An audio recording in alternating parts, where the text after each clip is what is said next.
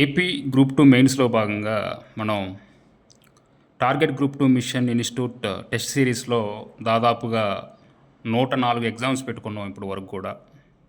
స్టేట్‌లో 100కి పైగా ఎగ్జామ్స్ పెట్టుకుంది ఒకే ఒక ఇన్‌స్టిట్యూట్, అది కూడా మనదే. ఇక్కడ ఇందులో ఆంధ్రప్రదేశ్ ఎకానమీ టెస్ట్ 5 చూద్దాం ఒకసారి. ఏపీ సోషియో ఎకనామిక్ సర్వే గురించి మనం అప్ టు ఎగ్జామ్ వరకు పెట్టడం జరుగుతుంది ఇందులో భాగంగా. ఒకసారి ప్రశ్నలు చూద్దాం చూడండి. Andhra Pradesh land grabbing prohibition act 2024 గురించి క్రింది ఉన్న అంశాలని పరిశీలించండి. స్టేట్మెంట్ 1, ప్రభుత్వ మరియు ప్రైవేటు భూములని ఎవరైనా అక్రమంగా ఆక్రమిస్తే ఈ చట్టం ద్వారా 10 నుంచి 14 సంవత్సరాలు శిక్ష విధించబడుతుంది. అలానే స్టేట్మెంట్ 2, ఈ చట్టం ప్రకారం శిక్షతో పాటు భూమి యొక్క మార్కెట్ రేటు ఎంత ఉంటుందో అంత జరిమానా కూడా విధించబడుతుంది. చూడండి ఒకసారి దీని గురించి మనం అఫీషియల్ డేటా గురించి చూద్దాం ఒకసారి. ఆంధ్రప్రదేశ్ విడుదల చేసిన అఫీషియల్ వెబ్సైట్లో ఉంది. AP land grabbing prohibition act 2024 ఈ ప్రభుత్వం వచ్చిన తర్వాత ఈ చట్టం చేశారు. దీనికి గాను ఈ చట్టం ప్రకారం విచారణకు గాను ప్రత్యేక కోర్టులు ఏర్పాటు చేస్తారు. అలానే శిక్ష AP land grabbing prohibition act ద్వారా శిక్ష 10 నుంచి 14 సంవత్సరాలు జైలు శిక్ష విధించబడుతుంది. అలానే జరిమానా ఎవరైతే ఆక్రమించుకున్నారో, ఎంతైతే ఆక్రమించుకున్నారో ఆ మార్కెట్ రేటుకి సంబంధించి ఎంతైతే ఉంటుందో దానికి సమానంగా జరిమానా కూడా విధిస్తారు. అలానే ఏ భూములు ఆక్రమిస్తే ప్రభుత్వం కానీ అలానే ప్రైవేట్ కానీ ఏదైనా కానీ ఆ రెండు భూములకి ఎవరైతే ఆక్రమిస్తారో దాని ప్రకారం AP land grabbing prohibition act ప్రకారం శిక్ష పడుతుంది. అలానే జరిమానా కూడా విధించబడుతుంది. బాధ్యత నిందితులే నిరూపించుకోవాలి. పరిధి భూ ఆక్రమణదారులు, బినామీలు ఎవరైనా సరే ఆక్రమించుకున్నా కానీ లేదా బినామీలైనా సరే ఎవరికైనా ఈ శిక్ష జరిమానా విధించబడుతుంది. గుర్తుపెట్టుకోండి, చాలా మోస్ట్ ఇంపార్టెంట్. అలానే నెక్స్ట్ రెండవ ప్రశ్న చూద్దాం. ఆంధ్రప్రదేశ్ రాష్ట్రంలో మొత్తం పెద్ద, మధ్య, చిన్న నదులు కలుపుకొని 40 నదులు ఉన్నాయి. అయితే వీటిలో ఎన్ని అంతర్రాష్ట్ర నదులు ఉన్నాయి అని అడుగుతున్నాడు. మనకి ఏపీ సోషియో ఎకనామిక్ సర్వే 2023-24లో నేరుగానే ఇచ్చాడు. చూడండి ఒకసారి. ఇది చాలాసార్లు ఏపీఎస్సి ఎగ్జామ్స్లో కూడా ఇవ్వడం జరిగింది. ఇక్కడ చూసుకున్నట్లయితే ఇరిగేషన్ అనే దానిలో there are 40 major, medium and minor rivers in the state of Andhra Pradesh. Of the 40 rivers మొత్తం కూడా 40 నదులు ఉన్నాయి. ఈ 40 నదుల్లో 15 అంతర్రాష్ట్ర నదులు ఉన్నాయి. అంటే 15 ఆర్ ఇంటర్ స్టేట్ రివర్స్. ఆ 15 లిస్ట్ కూడా ఉన్నాయి. ఒకసారి చూడండి, ద మోస్ట్ ఇంపార్టెంట్ ఇది కూడా. తర్వాత నెక్స్ట్ మూడవ ప్రశ్న. ఆంధ్రప్రదేశ్ రాష్ట్ర ప్రభుత్వం గోదావరి బనకచెర్ల అనుసంధానికి తెలుగు తల్లికి జలహారతి అని పేరు పెట్టి కరువు రహిత ఆంధ్రప్రదేశ్గా శ్రీకారం చుట్టబోతుంది. స్టేట్మెంట్ 1 ఇది. స్టేట్మెంట్ చూడండి. గోదావరి బనకచెర్ల అనుసంధానం వలన రాష్ట్రంలో 7.5 లక్షల ఎకరాలకి సాగునీరు మరియు 80 లక్షల మందికి త్రాగునీరు అందుబాటులోకి వస్తాయి. ఈ రెండు స్టేట్మెంట్ కూడా కరెక్టే. కాబట్టి 1 మరియు 2 సరైనవే. ఇంతకుముందు అంతర్రాష్ట్ర నదులు 15, ఆప్షన్ ఏ. ఆప్షన్ బి 1 మరియు 2 కూడా సరైనవే. దీని గురించి ఒకసారి మనకి అఫీషియల్గా ఏముందో చూద్దాం. ప్రతిదీ కూడా మనం అఫీషియల్ వెబ్సైట్స్ నుంచి తీసుకోవాలి. ఇక్కడ చూడండి ఒకసారి. Real game changer Godavari Banakacherla అనుసంధానం. ఇది మొన్న పేపర్లో పడింది, ఇది న్యూస్ పేపర్లో పడింది, మీరు కూడా చూసే ఉంటారు. గోదావరి బనకచెర్ల అనుసంధానం వల్ల 7.5 లక్షల ఎకరాలకి సాగునీరు అందిస్తారు. అలానే 80 లక్షల మందికి తాగునీరు అందిస్తారు. ఇవే మనకి ఎగ్జామ్లో నేరుగా అడుగుతాడు. సాగునీరు ఎన్ని ఎకరాలకి, తాగునీరు ఎన్ని లక్షల మందికి అంటే 7.5 లక్షల ఎకరాలకు సాగునీరు, 80 లక్షల మందికి తాగునీరు. దీని ద్వారా కరువు రహిత ఆంధ్రప్రదేశ్గా చేయడమే లక్ష్యం అనమాట. ఇదే మనకి స్టేట్మెంట్స్ రూపంలో ఇవ్వడం జరిగింది. 2 స్టేట్మెంట్స్ కూడా కరెక్టే. తర్వాత నెక్స్ట్ చూడండి. 4వ ప్రశ్న, 4th. ధాన్యాన్ని అంటే ఆంధ్రప్రదేశ్లో ధాన్యాన్ని అమ్మిన రైతులకి తిరిగి 7 రోజుల్లో వారి బ్యాంక్ ఖాతాలకి జమ చేయబడుతుంది.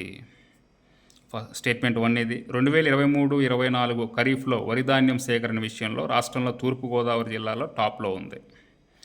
ఇక్కడ స్టేట్మెంట్స్ కనుక చూసుకున్నట్లయితే ఫస్ట్ స్టేట్మెంట్ అనేది రాంగ్ స్టేట్మెంట్. ఎవరైతే ఆంధ్రప్రదేశ్లో రైతులు ఉంటారో వాళ్ళు ప్రభుత్వానికి అమ్మితే సో అమ్మిన రైతులకి ప్రభుత్వం ఎన్ని రోజుల్లో వారి బ్యాంకు ఖాతాలకు డబ్బు జమ చేయబడుతుంది అనేది తెలిసి ఉండాలి ఫస్ట్. ఇది 48 గంటల్లో, 7 రోజుల్లో కాదు 48 గంటల్లో. సో కాబట్టి స్టేట్మెంట్ 1 అనేది తప్పు. సో స్టేట్మెంట్ 2 అనేది కరెక్ట్. సో ఇక్కడ 2 మాత్రమే సరైనది, ఆప్షన్ డి అనమాట. దీని గురించి ఒకసారి చూద్దాం, చూడండి. ఇక్కడ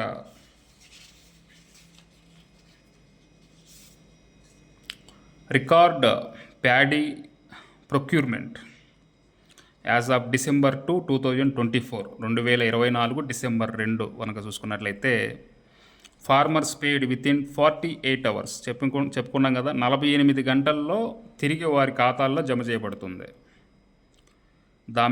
ధాన్యం అమ్మినప్పుడు. అలానే ప్యాడీ రిక్రూట్మెంట్ వరి ధాన్యం కనుక ప్రొక్యూర్డ్ కనుక చూసుకున్నట్లయితే ఇది చూడండి ఒకసారి, 9,20,347 మెట్రిక్ టన్నులు ప్రొక్యూర్డ్ అంటే సేకరించడం జరిగింది. So this is more than compared to last kharif, అంటే లాస్ట్ ఖరీఫ్ కంటే కూడా ఎక్కువ అంటున్నాడు. ఈస్ట్ గోదావరి అంటే తూర్పుగోదావరి tops in paddy procurement followed by Eluru కంటే కూడా ఈసారి సో ఈస్ట్ గోదావరి తూర్పుగోదావరి విషయంలో మనకి వరి ధాన్యాల సేకరణ విషయంలో టాప్లో ఉందంటున్నాడు. కాబట్టి ఇది గుర్తుపెట్టుకోవాలి. నెక్స్ట్, గ్రామీణ రహదారుల నిర్మాణంతో పాటు అభివృద్ధి పనుల లక్ష్యంతో ఆంధ్రప్రదేశ్ రాష్ట్రంలో ఆగస్టు 15, 2024 నుంచి అక్టోబర్ 14, 2024 వరకు పల్లె పండుగ పంచాయతీ వారోత్సవాలు పేరిట జరిగాయి. సో ఈ స్టేట్మెంట్ అనేది తప్పు. ఎందుకు తప్పు అంటే చూద్దాం ఒకసారి, మీకు చూపిస్తాను. పల్లె పండుగ పంచాయతీ వారోత్సవాల్ని ఉప ముఖ్యమంత్రి కాకినాడ జిల్లా పిఠాపురంలో ప్రారంభించారు. ఈ స్టేట్మెంట్ కూడా తప్పు. సో 1, 2 సరికానివి. ఇక్కడ చూడండి, దీని గురించి చూద్దాం. పల్లె పండుగ పంచాయతీ వారోత్సవాలు 14 అక్టోబర్, 20 అక్టోబర్ అంటే 14 అక్టోబర్ నుంచి 20 అక్టోబర్ వరకు జరిగినాయి ఉపాధి హామీ నిధులతోటి. సో కాబట్టి ఇక్కడ ఆగస్టు 15 నుంచి అక్టోబర్ 14 అన్నాడు, అందుకని తప్పు. ఇందులో భాగంగా ప్రగతికి అండగా 30,000 పనులు 4,500 కోట్లతో చేయడం జరుగుతుంది. అలానే 8 లక్షల కుటుంబాలకి 100 రోజుల పని, 3,000 కిలోమీటర్ల సిమెంట్ రోడ్లు, 5,500 కిలోమీటర్ల బీటీ రోడ్లు, 25,000 గోకులాలు, 10,000 ఎకరాల్లో నీటి సంరక్షణ ట్రించులు, ఇవన్నీ కూడా చేస్తున్నారు అన్నమాట. ఇది దీనికి సంబంధించి. తర్వాత పల్లె పండుగ పంచాయతీ వారోత్సవాల్ని ఉప ముఖ్యమంత్రి కాకినాడ జిల్లా పిఠాపురంలో ప్రారంభించారు. ఇది కూడా స్టేట్మెంట్ తప్పు. ఎక్కడ ప్రారంభించారు అనేది కింద కామెంట్ చేయండి, మనకి ఇక్కడ డిస్క్రిప్షన్లో కామెంట్ చేయండి. కృష్ణా జిల్లాలో ప్రారంభించారు, ఎక్కడనేది ఇక్కడ మీరు కామెంట్ చేయండి అందరూ కూడా. ఓకే, సో 2 కూడా తప్పు, ఇది కామెంట్ చేయండి. నెక్స్ట్, ప్రస్తుతం ఆంధ్రప్రదేశ్ రాష్ట్రంలో ఎన్ని చౌక ధరల దుకాణాలు అంటే రేషన్ షాపులు పనిచేస్తున్నాయి, ఎన్ని పనిచేస్తున్నాయి అని అడిగాడు. చూడండి ఒకసారి దీని గురించి చూద్దాం. ఇది సోషియో ఎకనామిక్ సర్వే ప్రకారం తీసుకోవాలి. దాని ప్రకారం తీసుకుంటే ఇక్కడ చూడండి, socio economic survey 2023-24 Andhra Pradesh fair price shops ration shops కనుక చూసుకున్నట్లయితే 29,796. ఇది మోస్ట్ ఇంపార్టెంట్. చాలాసార్లు ఎగ్జామినేషన్స్లో అడిగాడు అనమాట. ఇంతకుముందు 2019లో కానీ లేకపోతే 2017లో కానీ ఎన్ని రేషన్ షాపులు ఆంధ్రప్రదేశ్లో ఉన్నాయి అలాంటివి అడిగాడు. అలానే టైప్స్ ఆఫ్ రేషన్ కార్డ్స్, మొత్తం రేషన్ కార్డుల సంఖ్య కూడా అడిగిన సందర్భాలు ఉన్నాయి. 148.44 లక్షలు అంటే 148 లక్షలు వరకు ఉన్నాయి. అలానే ఇందులో మీరు వైట్ రేషన్స్ కార్డు ఎన్ని ఉన్నాయి, అలానే అంత్యోదయ అన్న యోజన కార్డ్స్ ఎన్ని ఉన్నాయి, ఇవన్నీ కూడా చూసుకోవచ్చు. ఇది దీనికి సంబంధించి. కాబట్టి 29,796. Option A is the correct. అలానే ఆంధ్రప్రదేశ్ సామాజిక ఆర్థిక సర్వే 2023-24 ప్రకారం ఆంధ్రప్రదేశ్ రాష్ట్రంలో ప్రధాన నగరాలని అనుసంధానం చేస్తూ ప్రస్తుతం ఎన్ని విమానాశ్రయాలు నిర్వహణలో ఉన్నాయి? ఇది కూడా మనకి సోషియో ఎకనామిక్ సర్వేలో ఇవ్వడం జరిగింది. ఇందులో currently there are 6 operational airports. 6 operational airports in Andhra Pradesh. So కాబట్టి 6 ఉన్నాయి ప్రస్తుతం పనిచేస్తున్నవి, ఇవి గుర్తుపెట్టుకోండి. అలానే నెక్స్ట్ ఇంకా 8వ ప్రశ్న చూద్దాం, చూడండి. సుస్థిర అభివృద్ధి లక్ష్యం 1 పేదరిక నిర్మూలనలో ఎస్డిజి ఇండియా ఇండెక్స్ 2023-24లో ఆంధ్రప్రదేశ్ దేశంలో ఎన్నో స్థానంలో నిలిచింది? 8 అలానే ఉంది, 9 కూడా చూడండి ఒకసారి ఒకేసారి. ఎస్డిజి ఇండియా ఇండెక్స్ 2023-24లో ఆంధ్రప్రదేశ్ ఎన్నవ సుస్థిర అభివృద్ధి లక్ష్యము దేశంలోనే మొట్టమొదటి స్థానంలో నిలిచింది. ఇక్కడ ఎన్నవ ఎస్డిజి అనేది అడిగాడు, ఇక్కడ ఎస్డిజి ఇచ్చి ఎన్నో స్థానంలో ఉందని అడిగాడు. ఇలాంటి క్వశ్చన్సే మనకి ఇస్తారు. ఇక్కడ చూడండి, దీని గురించి చూద్దాం. ఇది కూడా సోషియో ఎకనామిక్ సర్వే 2023-24లోనే ఉంది. ఇక్కడ చూడండి, AP state ranks top in SDG 7 affordable and clean energy. Okay, ఇక్కడ సరసమైన మరియు స్వచ్ఛమైన శక్తిని అందించడంలో మొట్టమొదటి దేశంలోనే మొదటి స్థానంలో నిలిచింది. సో ఇది ఎస్డిజి 7 గుర్తుపెట్టుకోండి. అలానే మరి ఎస్డిజి 1లో ఎన్నవ స్థానంలో ఉంది అంటే పేదరిక నిర్మూలనలో ఎన్నవ స్థానంలో నిలిచింది, అది కూడా ఇక్కడ నేరుగా మెన్షన్ చేయడం జరిగింది. చూడండి, the state secured 3rd place in SDG 1 end poverty అంటే 3వ స్థానంలో నిలిచింది. సో మనకి ఈ పట్టిక అనేది ద మోస్ట్ ఇంపార్టెంట్.